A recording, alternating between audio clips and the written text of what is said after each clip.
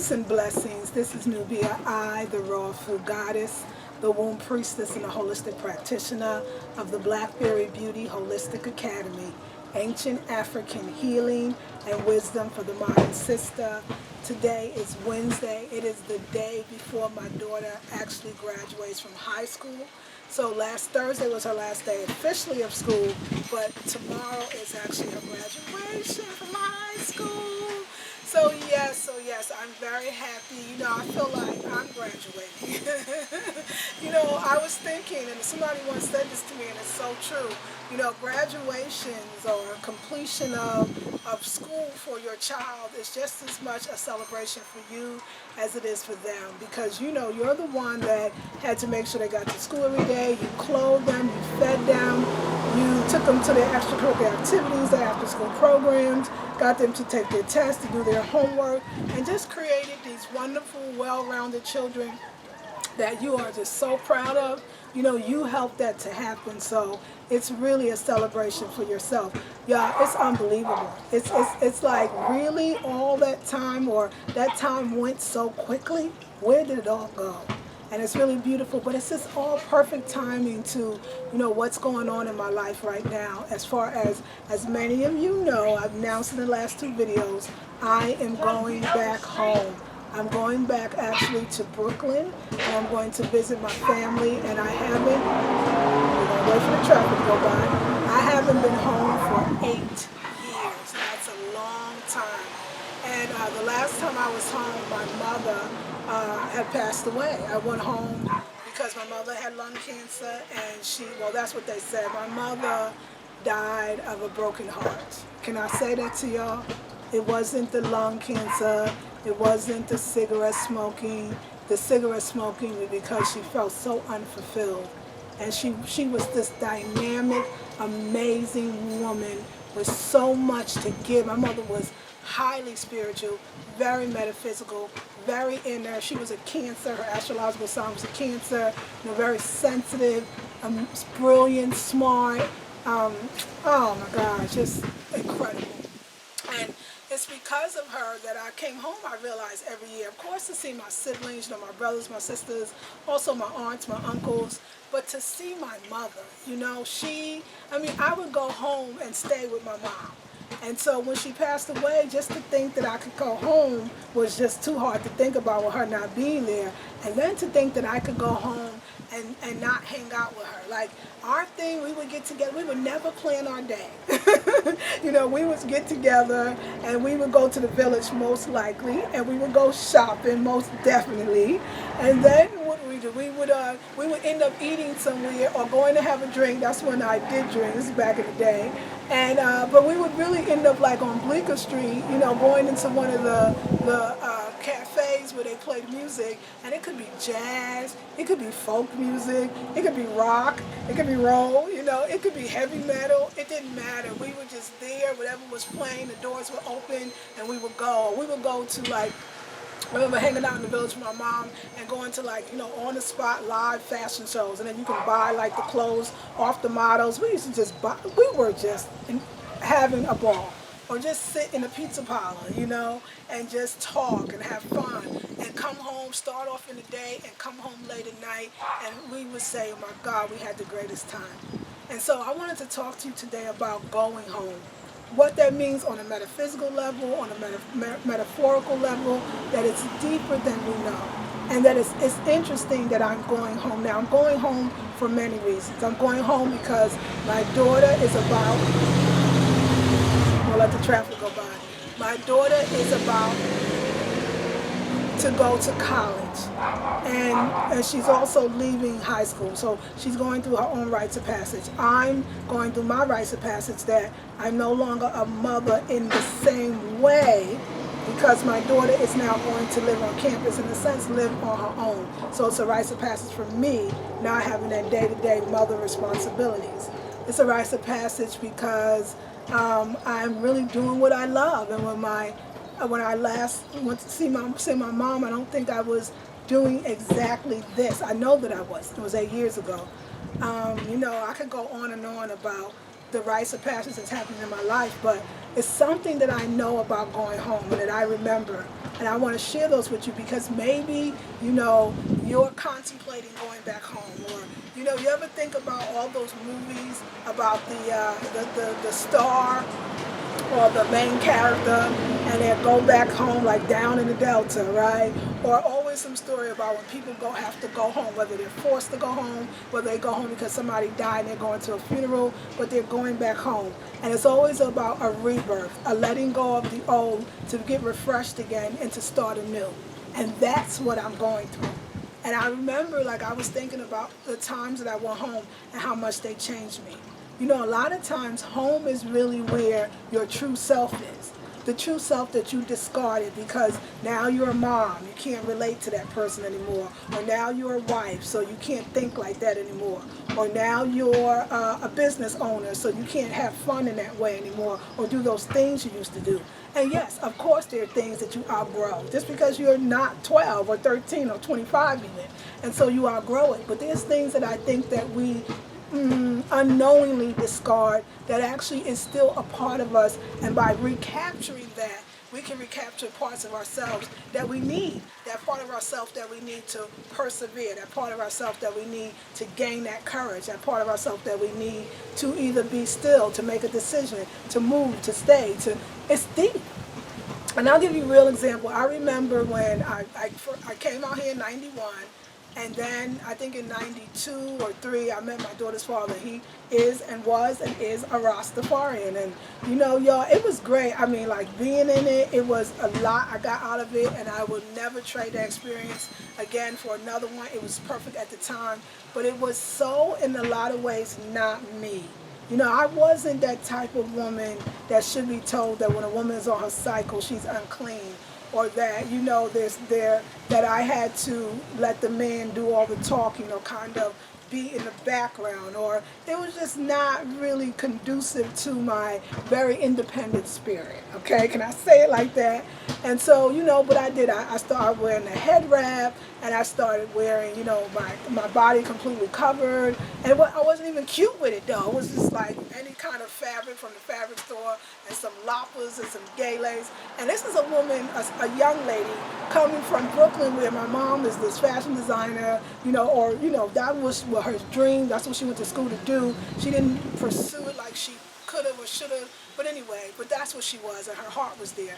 So I'm coming from a family, we love clothes, we love to shop, we love to express ourselves through clothes. I mean, I was wearing the blue, purple, and green hair way before it came. It's back now again. I'm seeing it on the YouTube Natural Hair Vlogs. I used to spray that stuff in our hair. I think back in the day it was called jazzing. Somebody who remembers in the 80s, we used to wear the spray. I think it was called jazzing. Now it's called Jerome somebody. But anyway, it was jazzing. I mean, this is the person who used clothes as an extension of myself, an extension of my creativity, of self-expression. And so short shorts or long skirts or holes in the pants. I mean, like, I invented that kind of stuff. And and I loved that part of me. That was a wonderful part of me, and I enjoyed it. And so when I came here, it was like, cover your body, don't be, it was a be modest, no vanity, don't really matter what you got on, what you look like, cover your hair, make sure you grow your locks or make them natty, no bathroom locks, we called them, or kitchen locks, or, everything had to be, natural, right, totally, and it was cool for a moment because I think that's exactly what I needed. But it wasn't entirely me. It wasn't just I was covering my body. That was also, cold words, covering my spirit, covering my independent nature, covering my artistic side, covering my creativity. Be quiet, shut up, sit down, have babies and be quiet. And it was so not me, but I was caught up in it. I was away from my family. The only one in California, they're all there. And I adopted his crew and his family, who I love, actually loved then and still love, but it was different, it wasn't me. So my mom is so open, she knew. She came to visit me, first of all, to see about her child, and of course she bought about 5 outfits that she got at a street fair in the Village and in downtown Brooklyn, She brought clothes with her. That's my mom. She don't tell you what to do. She won't tell you how to live. She won't judge you. She won't tell you to get out of something. She just speaks with words, and she knows clothes got my attention. And then she would bring, okay, so she came visit, and then she said, you should come home for a while, get your thing together and come on home, and you can come back to Cali. And I said, okay. So um, I remember that whatever year that was, I remember it was June, and I waited till my daughter's last day of school, and the next day we were on the plane to New York, and we stayed June, July, and August, and some of September. I came back home to Cali in September. And I remember, I came there looking raggedy with some gele on my head, but it wasn't cute. There's beautiful hair wraps. Mine wasn't cute. And some loppers wrapped up and just not looking, I looked tired. Wasn't the glowing skin. It was like my spirit was broken. And my mom just welcomed me in, and the next day we went shopping for clothes. But before that, she happened to have these, what do you call those, photo albums. I almost forgot because I don't think people keep photos and albums anymore, but maybe they do. And it was photo albums, and it was all these pictures of me, at the club in Brooklyn, at the Grecian Cave, downtown Brooklyn, Livingston, girl. Then we're talking 80s. We're talking talk of the town. Me posing, talking to town, me at the Grecian Cave, me at the, so many places, right? And so these pictures of me in different outfits, or me at different places, or me doing different things. But it was the me I used to be, the vivacious, artistic, courageous person through clothing that I was. And I loved her for it. She didn't have to say a word. Just strategically placing those photo albums in key places was enough to get me back. And then she would say, oh, come on, let's go do this. Or now I remember you used to like. She used to be like, oh, come on, I got this for you. Or, oh, I saw something I want to give you. Or I know this place I want to eat at. Won't you come with me? And she brought me back to life. And for me, New York brought me back to life. I love California, but it can get a little too laid back where you're contemplating the most obvious things that they got answers to. You go back to New York, you're like, girl, we did that, done that, been did that, that's done, we got the answer to that, let's move on. Was you contemplating that? You'd be like, yeah, was I? It's deep, So going home at this point is, I do feel like I've been lost in the wilderness, I do feel like California, I lost a little bit of that New Yorker in me, that get up and go, that courage, that fearlessness, that the truth. Truth is, for me, is I'm not stuck on being married. I definitely don't need to have any more children. I'm not stuck on buying a house and being married and living in a nice little space and going on vacation twice a year. And that's not really me. Who I really am is an explorer. Who I really am is adventurous. I want to know. I want to see. I want to see. I want to come and soar. I don't want to conquer only maybe my own fears. That's the only thing I want to conquer is my own fears. And so when New York brings out a fearlessness in me. And so it's important that I go back now to get grounded, to remember who I am.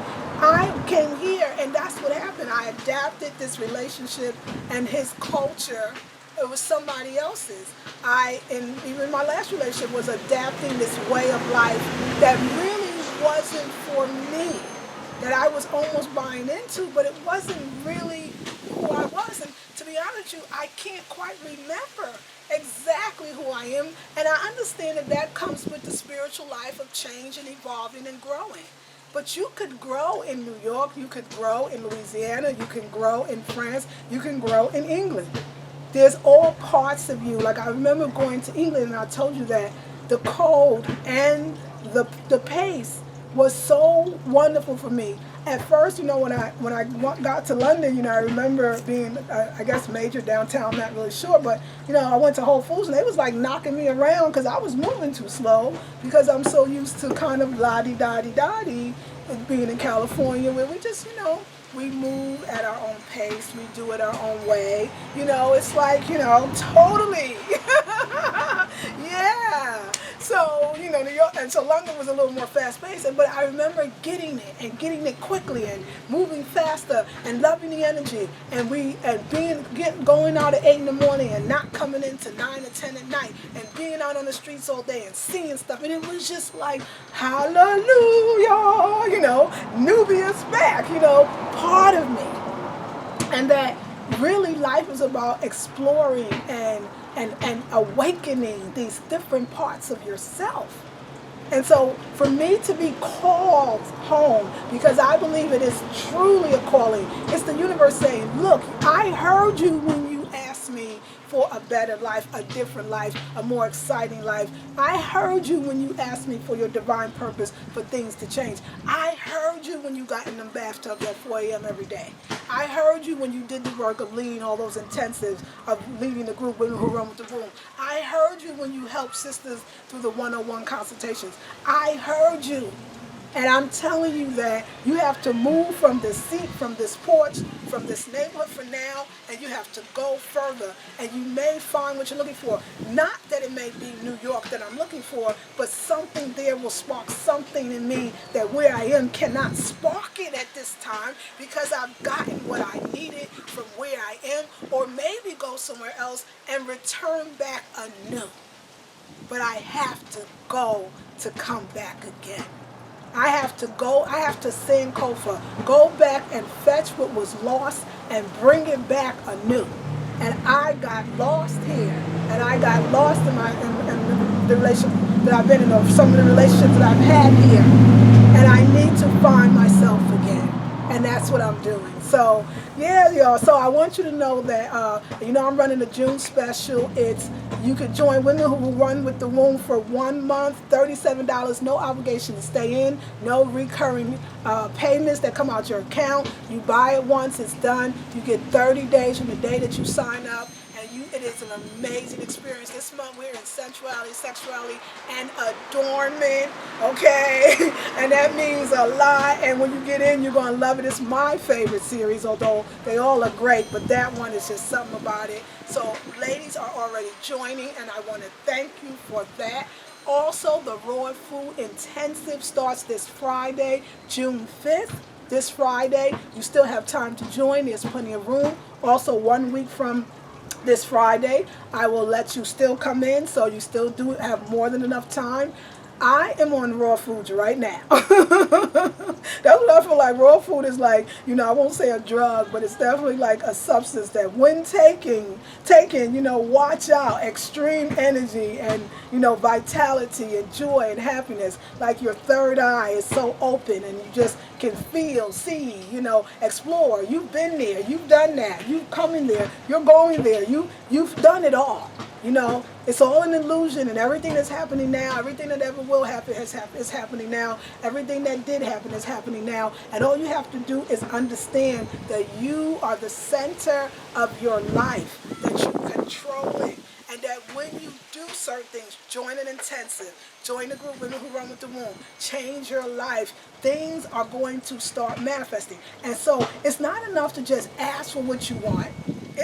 You also have to have the wherewithal to see it when it comes, and to seize the moment and to act on it, and to know that even though you said, I want to do this, and universe will take you like back to New York home, you got to understand that back to New York home is exactly where you need to be.